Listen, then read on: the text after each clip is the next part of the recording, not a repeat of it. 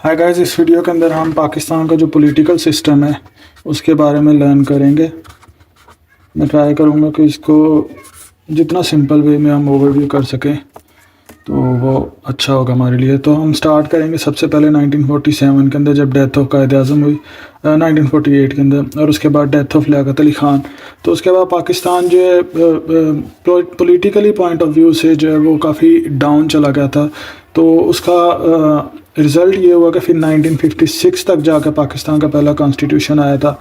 1958 के अंदर पहला मार्शल लॉ जो अयूब ख़ान ने लगाया था। उसके बाद 1960 के अंदर यही अयूब ख़ान जो प्रेसिडेंट बन गए थे पाकिस्तान के। 1962 के अंदर सेकंड कॉन्स्टिट्यूशन आया था जिसके अंदर सिविलियन गवर्नमेंट के ख़िलाफ़ काफ़ी उसके अंदर पॉइंट्स थे और मिलिट्री जो रूलर्स हैं उनके लिए उनकी फेवर में था। 1965 के अंदर पाकिस्तान की इंडिया के साथ वॉर हुई और 1969 के अंदर अयूब ख़ान ने रिज़ाइन कर दिया था।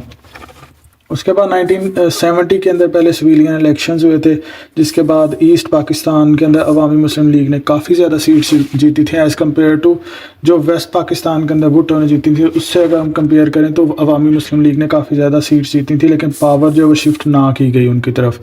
तो उसके बाद मार्च 1971 के अंदर जो बांग्लादेश का ऐलान कर दिया मुजीबर रहमान अवामी मुस्लिम लीग के जो हेड थे। उसके बाद दिसंबर 1971 के अंदर इंडिया ने उसके अंदर इन्वेड कर दिया, पाकिस्तानी आर्मी ने वहाँ पे सरेंडर की और बांग्लादेश वजूद में आ गया।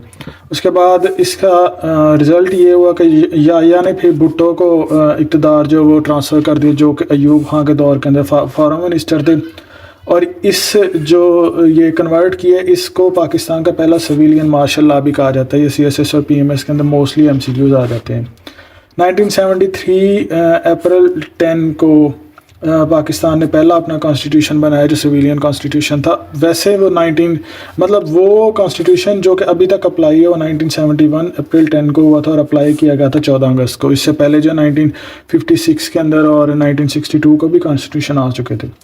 उसके बाद प्रेसिडेंट फजल इलाही साहब बन गए थे 1973 के अंदर जो फेडरल रिपब्लिक ऑफ पाकिस्तान, मतलब उसके अंदर कॉन्स्टिट्यूशन के अंदर प्रॉपरली नाम लिखा गया कि पाकिस्तान का इस्लामी जमहूरिया पाकिस्तान और इसके अलावा मुस्लिम कंट्री। और पाकिस्तान के जो प्रोविंसेस हैं उनके अंदर पंजाब, सिंध, NWFP और बलूचिस्तान को मेंशन किया गया।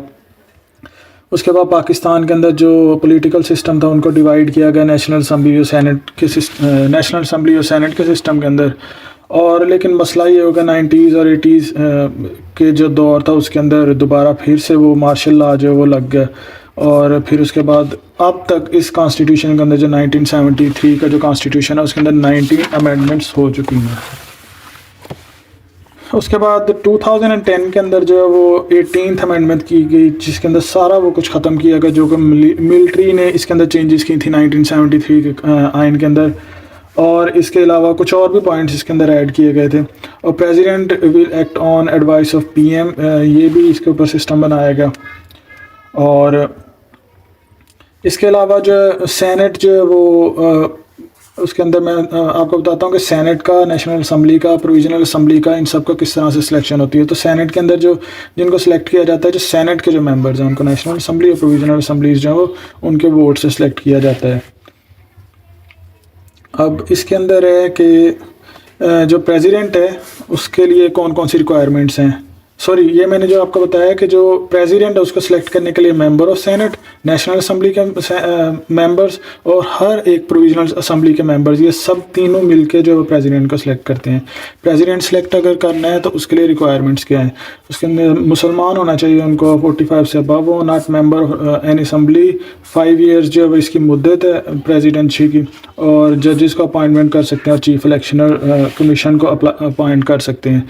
अब हम देखते हैं कि पाकिस्तान के अंदर एग्जीक्यूटिव जो वो प्रेसिडेंट और PM है और जो लेजिस्लेटर्स हैं वो नेशनल असम्बली, सेनेट, जुडिशरी है। मिलिट्री को मैंने वैसे इसके अंदर ऐड कर दिया, इसके बारे में मैं कंफ्यूज हूँ कि इसके अंदर है या नहीं, या मुझे कमेंट्स में बताएंगे कि ये मिलिट्री जो है वो लेजिस्लेटिव के अंदर लेजिस्लेचर्स में इंक्लूड होती है या नहीं। उसके बाद PM जो है वो इसको सिलेक्ट करेगी फेडरल कैबिनेट वो बना सकते हैं PM जो और सिलेक्ट किया जाएगा नेशनल असम्बली के बाद में appoint by the appointment by the PM on advice of PM। यहाँ पे मैं गलती कर गया हूँ, ये था कि PM को जो सिलेक्ट है वो नेशनल असम्बली के मेंबर्स करेंगे। अब आ जाएं लेजिस्लेचर्स के ऊपर। जिसे मजलिस शुरा भी बोलते हैं। इसके अंदर सेनेट और नेशनल असम्बली, सेनेट है अपर हाउस और नेशनल असम्बली है लोअर हाउस। अब नेशनल असम्बली जो है वो इसके अंदर 18 अबव होना चाहिए जो एज है, लेकिन अभी तो इसके अंदर ऐड कर दिया गया कि ये 25 होना चाहिए। ये मेरे ख्याल से यहाँ पे ये भी एक छोटी सी मिस्टेक है, ये आप खुद भी करेक्ट कर लीजिएगा। और इसके अलावा 342 इसके अंदर सीट्स हैं नेशनल असम्बली के अंदर। 272 सीट्स जो इलेक्टेड होती हैं, मतलब जो इलेक्शन लड़के आएंगे, और 70 इसके अंदर रिमेनिंग रखी जाती हैं, जिसके अंदर 60 जो है वो वुमेंस के लिए, 10 जो है वो नॉन मुस्लिम्स के लिए। सो ये 5% ऑफ पार्टीज़ जो है वो उसके अंदर कर सकते हैं, लेकिन वो डिपेंड करता है कि कौन सी पार्टी यहाँ पे इलेक्ट हो के कितनी ज़्यादा आई है, वो उसको सिलेक्ट करेगी। और इसके अलावा ये जो 70 है इसको डिवाइड किया गया है पंजाब, सिंध, बलूचिस्तान, KPK और इस्लामाबाद के दरमियान, मतलब इस्लामाबाद की भी इसके अंदर सीट्स होती हैं। सो अब जो सेनेट है ये परमानेंट इसके अंदर मेंबर्स मतलब सेलेक्ट किए जाते हैं। प्रोविजनल असम्बलीज इसके अंदर भी पार्टिसिपेट करती हैं, जो सेनेट के मेंबर्स हैं उनको सेलेक्ट करने के लिए। चेयरमैन जो है वो after president can be president. अच्छा, अब चेयरमैन जो है वो सेनेट का जो वो इस तरह से कि अगर फ़र्ज़ करो प्रेसिडेंट, जैसे अभी की एग्जांपल है, अगर आरफ अलवी साहब को हटा दिया जाए तो एक्टिंग प्रेसिडेंट जो वो सेनेट के चेयरमैन होंगे जब तक कि नया प्रेसिडेंट ना आ जाए। और इसके अंदर जो वो फाटा और इस्लामाबाद को भी इंक्लूड किया जाता है। अब इसकी जो डिवीज़न है, जिस तरह से अभी हमने देखा था नेशनल असम्बली के अंदर 342 सीट्स हैं, 272 किसकी, इस तरह हम सेनेट के अंदर देखते हैं कि 100 टोटल है, उसमें से 14 ईच जो वो प्रोविजनल असम्बली से आती हैं, मतलब पंजाब से 14, उससे भी 14, सबसे मतलब 40 आएंगी। फाटा से 8 हैं, 2 जो वो उनमें से एक जो वुमेंस के लिए और एक टेक्नोक्रेट के लिए, और ये नेशनल असम्बली भी सिलेक्ट कर सकती है। उसके अलावा इसकी मुद्दत जो सेनेट की वो 6 ईयर होती है। उसके बाद आ जाएं सेनेट और नेशनल असम्बली। अच्छा, अब इसके अंदर मैं आपको बताऊं कि अगर कोई बिल को पास करना है उसका क्या मेथड है। अगर बिल को पास करना है तो अगर नेशनल असम्बली बिल पास कर दे तो वो सेनेट के पास जाता है। सेनेट जो उसको पास ना करे तो फिर वो जॉइंट पार्लियामेंट सेशन होता है, जिसके अंदर सेनेट और नेशनल असम्बली के मेंबर जो इकट्ठे बैठते हैं। अगर उसके अंदर पास हो जाए तो उसके बाद सदर के पास भेजा जाता है। तो जब सदर के पास जाए तो उसके बाद 10 दिन के अंदर वो जवाब देना होता है। अगर सदर चाहे तो बिल को वापस पार्लियामेंट, जॉइंट पार्लियामेंट सेशन के अंदर दोबारा भेज के उसके ऊपर दोबारा जो राय ली जा सकती है। लेकिन जब दोबारा राय में पास हो जाएगा तो फिर सदर के पास जाएगा, वो 10 दिनों के अंदर अंदर जवाब देने का पाबंद होगा। तो ये जो है वो बिल को पास करने का इसके अंदर मेथड है। इसके अंदर जो हमारा पाकिस्तान के पॉलिटिकल सिस्टम के अंदर किस तरह से इसको लेके चलते हैं। अब रिमूवल ऑफ PM और रिमूवल ऑफ प्रेसिडेंट कैसे हो सकता है, तो इसके अंदर सबसे पहले तो एप्लीकेशन ऑफ नो कॉन्फिडेंस होगी, और नो कॉन्फिडेंस की एप्लीकेशन ऐसे नहीं आ जाएगी। उसके लिए less than 20% of national, not less than 20% of national assembly के जो मेंबर्स हैं वो सबमिट करा सकते हैं। अगर मेजोरिटी पार्लियामेंट की वो रेजोल्यूशन पास करे तो PM रिमूव हो जाएगा। और जो रिमूवल ऑफ प्रेसिडेंट है उसके अंदर है कि 1/2 of the total members of either house, national assembly या वो सेनेट जो वो सिलेक्ट वो इसके अंदर कर सकते हैं, अप्लाई कर सकते हैं। और जॉइंट सेशन के अंदर 2/3 जो है वो रिजेक्ट कर सकती है प्रेसिडेंट को। अब आ जाएं जुडिशरी के ऊपर। 1973 के कानून के मुताबिक जो कॉन्स्टिट्यूशन के अकॉर्डिंग जो फ्री और इंडिपेंडेंट जुडिशरी होनी चाहिए, follow the law and constitution, ये हर पाकिस्तानी और हर पीपल के लिए, चाहे वो प्रेसिडेंट हो चाहे वो PM हो, उसके लिए ज़रूरी है। राइट्स ऑफ पीपल इसके अंदर मेंशन किए गए कि life, liberty, freedom of speech और ट्रेड जो वो हर एक शख्स के लिए जो वो ज़रूरी है। सुप्रीम कोर्ट जो इसके बारे में देखेंगे हम कि उसके अंदर जो चीफ जस्टिस है उसको कैसे सिलेक्ट किया जाता है। 16 जजेस जो वो अपॉइंटेड बाय प्रेसिडेंट। अब पाकिस्तान के अंदर जो जुडिशरी और डिवाइड है सुप्रीम कोर्ट में, हाई कोर्ट में, लेस कोर्ट में, जिनमें सिविल और क्रिमिनल कोर्ट्स आती हैं। अब जो सुप्रीम कोर्ट है इसको अपेक्स कोर्ट या फाइनल वर्डिक्ट देने वाली कोर्ट भी समझा जाता है। इसके जो चीफ जस्टिस और 16 जजेस हैं वो अपॉइंटेड बाय द प्रेसिडेंट।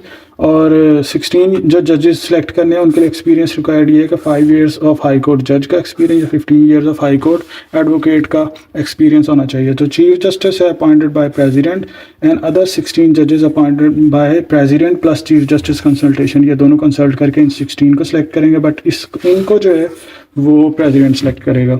अब जो चीफ जस्टिस के लिए एज है वो 65 तक वो चीफ जस्टिस रह सकते हैं।